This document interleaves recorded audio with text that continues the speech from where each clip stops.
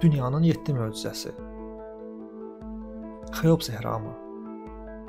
Eramızdan əvvəl 2500-cü illərdə inşa edildiyi təxmin edilən Xeops ehramı dünyanın 7 möcüzəsi arasında indiki dövrə çatan tək əsərdir.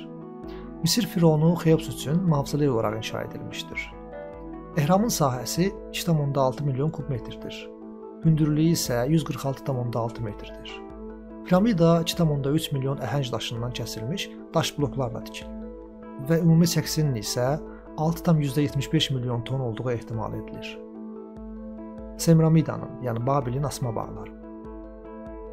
Semramidanın asma bağları qədim Şərqin ən böyük və zəngin şəhəri olan Babildə yerləşirdi. Bu bağları padşah 2. Navxodonos, arvadı Midiya şahzadəsi Semramida vətəni Midiya üçün darıxmasın deyə salınmasını əmr etmişdi. Semramida adını daşıyan bu bağlarda heç vaxt yaşamayıb. Bağlar müasir dövrə gəlib çatmayıb. Yerləşdiyi şəhərlə birlikdə məhv olub.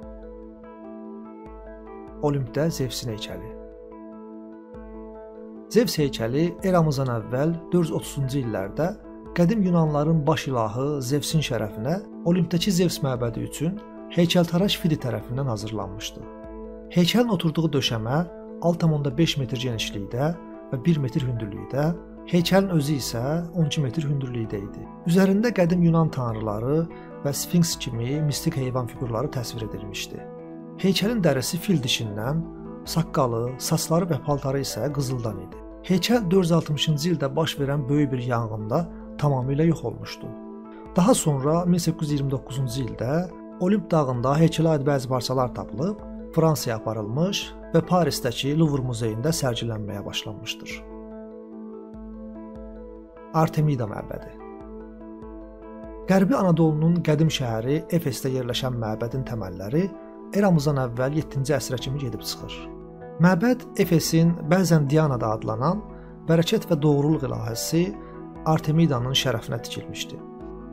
Bu qədim məbəddə Yupiterdən düşən bir meteor olduğu təxmin edilən müqəddəs bir daş var idi. Lidiya kralı Krez eramızdan əvvəl 550-ci ildə Efesi və Anadoludakı digər Yunan şəhərlərini fəth etdi. Bu döyüş zamanı məbəd dağıldı.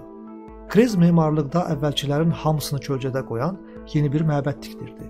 Yeni məbəd əvvəlkindən mərtəbə sayında 4 mərtəbə, yüksəklikdə 90 və enlikdə də 45 metr böyük idi. Amma bu məbəddə eramızdan əvvəl 356-cı ildə Herostratus adlı şəhər sakini tərəfindən törədilən yanğında dağılır. Hadisədən qısa müddət sonra yeni bir məbəd tikilir.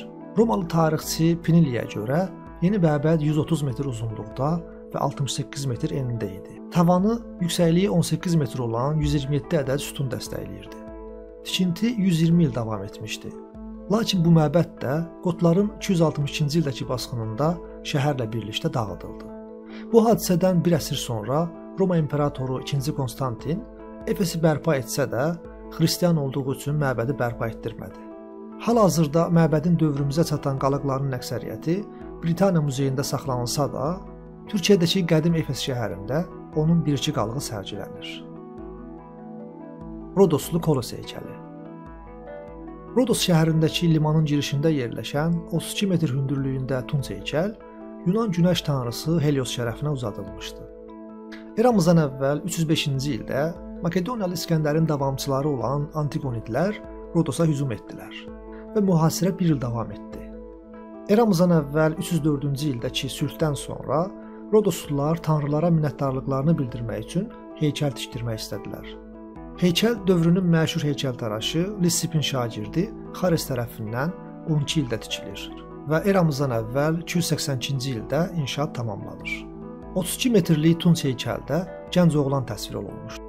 Bu heykəl günəş tanrısı Heliosun təsviri idi.